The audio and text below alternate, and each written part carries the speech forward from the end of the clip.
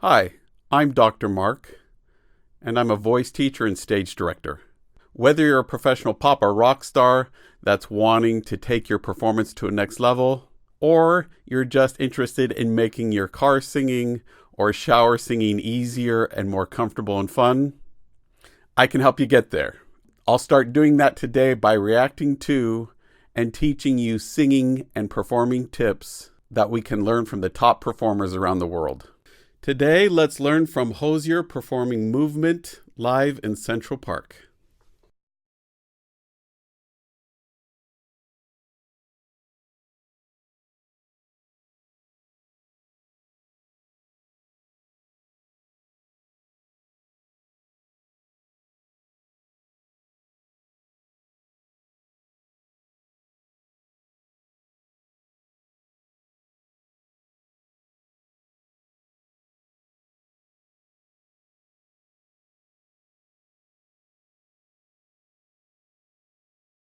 So many awesome things that are going on here to talk about.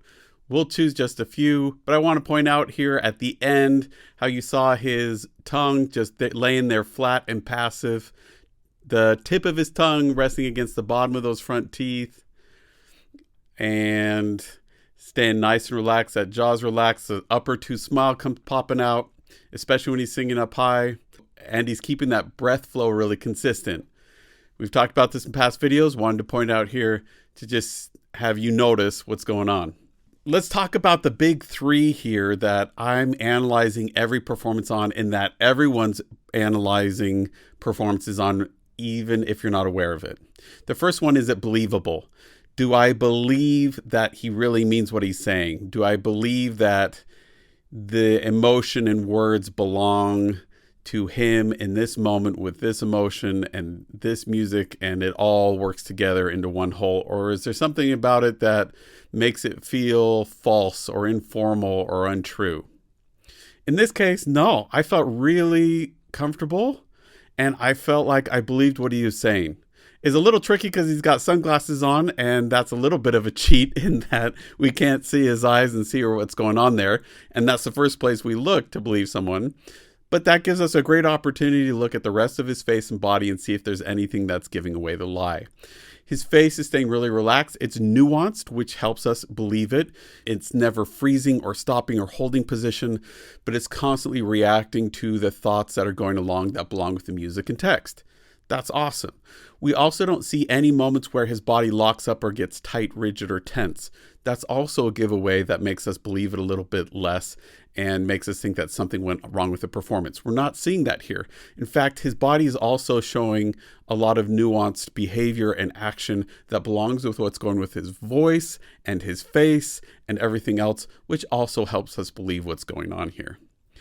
In terms of variety, is he giving us a lot of different forms of variety? Yeah, not just musically and with his voice, but also with his body. He's taking the mic on and off the stand, and he's giving us different variety in terms of melody and its pitch and dynamic level. There's different words going on that have different meanings, different facial gestures. So there's a lot of variety, which is keeping our attention and creating meaning. And then clarity. Am I understanding what he's putting down? Not just with his words, but his body language and with what's going on with music. I think it all matches and is all really pretty clear. The moments that maybe you could argue are a little less clear are when he has runs in the middle of a word or little riffs, but that's always a challenge to intelligibility and being able to understand the text. But he still does a wonderful job. It just takes a little more energy for our mind to track that word over so much time and so many pitches. But really, he's being very clean and clear with what he's doing text-wise. The vocal tip of the day is actually tied to the beat. Often, vocal tips come from rhythm problems. So if the rhythm isn't quite right, or it's wrong, it's off, and it's not lining up right, that can cause us to create vocal tensions where they don't belong. And we're also not taking advantage of the composer, who's often writing for the voice specifically and can write it in a way that makes singing even easier if they're a really excellent writer.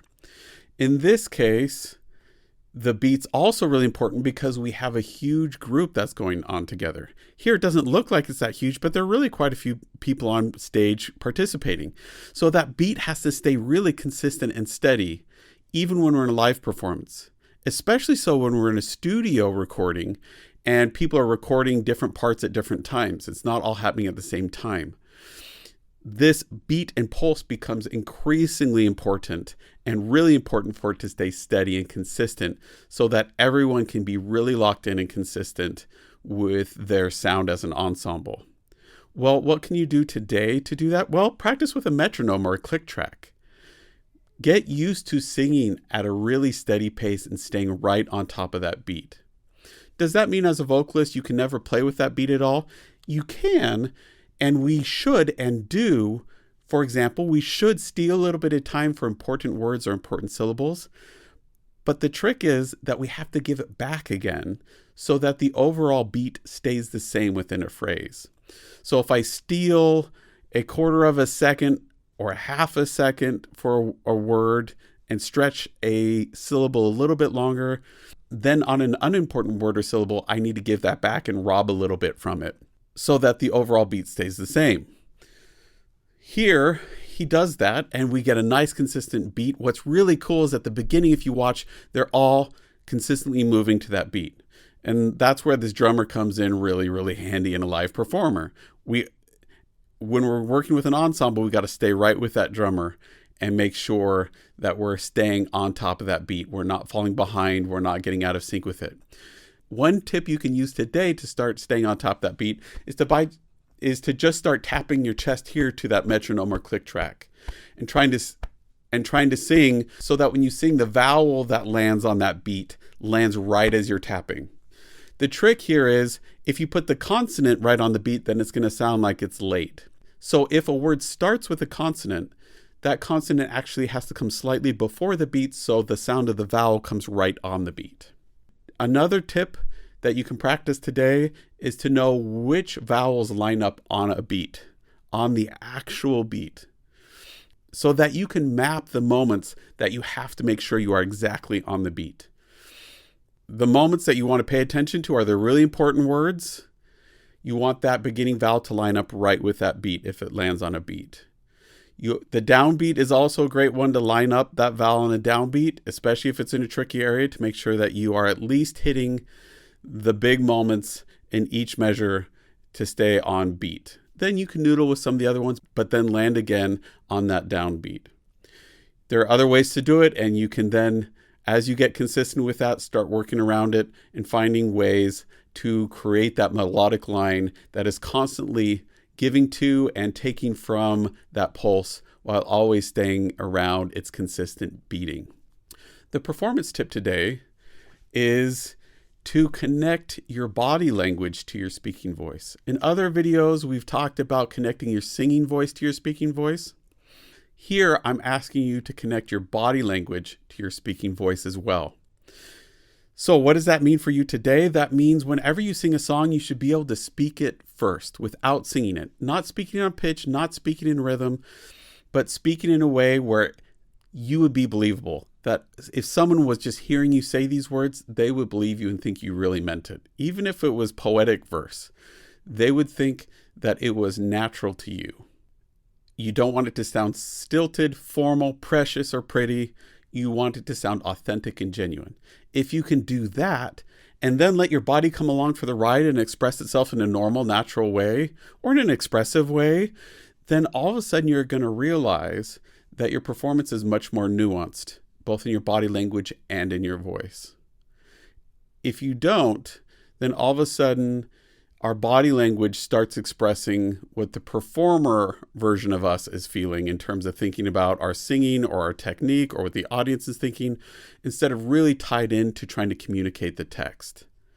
Connecting both our voice and our body language to the text helps both our voice and our body language to become more nuanced, more believable, with more variety and greater clarity. Consequently, the audience will be much more engaged in the performance. If you want a voice lesson, a performance coaching, or want me to work with you or your group to help you sing easier or perform more consistently, book a time with me at mrperformingartstudio.com. I look forward to working with you online.